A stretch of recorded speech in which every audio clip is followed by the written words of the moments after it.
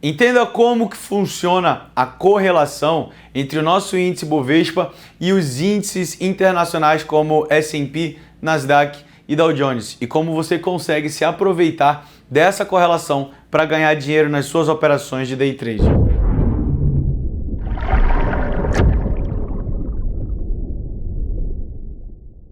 A correlação entre um ativo e outro é um questionamento que a gente recebe muito aqui na Top Game. As pessoas sempre querem saber se o índice e o dólar andam juntos, andam ao contrário, se o nosso índice Bovespa anda junto com os índices internacionais ou se ele anda ao contrário. Então isso é muito comum e as pessoas têm muita dúvida. Então eu vou explicar aqui a respeito dessa correlação, qual o racional dela, mais voltado principalmente para o nosso índice Bovespa e os principais índices de bolsa dos Estados Unidos, S&P 500, Nasdaq e Dow Jones. Se você gosta desse tipo de conteúdo e você quer que eu continue fazendo ele por mais tempo, não esquece de se inscrever aqui no nosso canal, deixar o like nesse vídeo e se você quer acrescentar alguma informação ou fazer alguma pergunta, pode deixar aqui nos comentários, beleza? Então, vamos para a aula. Aqui na minha tela, eu estou com um gráfico comparando a movimentação desses índices que eu comentei. O Ibov está sendo representado por essa linha preta e essa linha azul logo acima é um ETF que representa a Nasdaq, a linha vermelha é um ETF que representa o S&P 500 e o DJI é o índice Dow Jones. Quando a gente fala de índices de bolsa, a gente precisa, antes de falar de correlação, entender de fato qual é a principal função do índice de bolsa. Por que que o Ibov é importante? Por que que o S&P é importante? Por que que a gente não analisa só as ações individualmente? Entenda o seguinte, um índice de bolsa ele tem como principal finalidade representar o otimismo ou pessimismo que está instalado no mercado.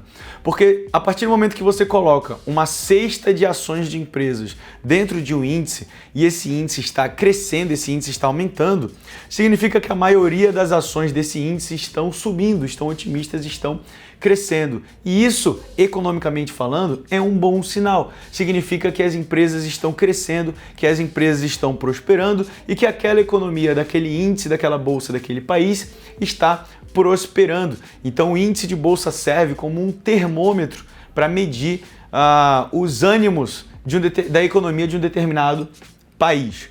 Então, entendendo que o Brasil ele tem uma relação comercial internacionalmente com vários países, Estados Unidos principalmente, e que a economia global ela é muito conectada. Dificilmente você vai ver, por exemplo, Estados Unidos num período muito otimista e o resto do mundo inteiro super pessimista, né? E o contrário também, quando os Estados Unidos está ali passando por um período turbulento, por um período não muito otimista, como nós vimos recentemente, é muito comum que as outras economias também se comportem dessa maneira, mas não necessariamente porque essa correlação é super forte, é super direta e a gente sempre vai fazer o que eles fazem. Muito pelo contrário. O que acontece, na verdade, é que por nós termos essa conexão econômica, o mundo já ser muito ligado, quando a maior economia do mundo, que é os Estados Unidos, tem uma expectativa positiva, isso tende a refletir nas outras economias também. Mas como eu falei, a correlação ela existe, mas não necessariamente a cada segundo, a cada pequena movimentação, isso vai impactar para a gente aqui. Mas no longo prazo, os índices de bolsa tendem a andar juntos, tendem a fazer movimentações muito parecidas. Repara só aqui, ó, nessas últimas movimentações. Essa linha azul, que é a Nasdaq, fez uma movimentação de queda. A movimentação de queda do Ibov também aconteceu, mas ela já foi mais tímida, porque a gente já vinha de uma movimentação de queda um pouco mais ampla. E aí, os outros índices também, como o S&P, essa linha vermelha caiu, o Dow Jones também caiu, mas a retomada também foi em conjunto e você vê que alguns índices são mais voláteis do que os outros, como por exemplo o índice Nasdaq, que é o índice de tecnologia dos Estados Unidos, é um índice que é de um setor que já é extremamente volátil. Empresas de tecnologia tendem a oscilar muito, tendem a variar bastante. E isso impacta diretamente na volatilidade desse ativo. E aí você tem o S&P, que tem ali as 500 maiores empresas dos Estados Unidos, e o índice Dow Jones, que é o menor índice do mundo. Olha o tamanho dele, é a diferença de uma vaca, de um gado normal para um boianão, olha o tamanho dele. O índice Dow Jones tem apenas 30 empresas na sua composição. Então ele faz a movimentação também direcional junto com esses outros índices, mas com uma amplitude um pouco menor. Mas você consegue perceber que na maioria das vezes eles fazem movimentações muito conjuntas, mas não necessariamente sempre a gente vai ficar seguindo. Repara nesse momento aqui, quando o índice Bovespa, que é essa linha preta, começou a fazer uma forte movimentação de queda e os índices e o índice S&P estava fazendo topos e fundos maiores. Ele estava fazendo aqui, ó, voltando aqui para minha tela, essa movimentação de fundos maiores, enquanto o Ibov estava caindo. Não vamos esquecer, existe a correlação, que é o que justifica os ativos andarem juntos ou contrário.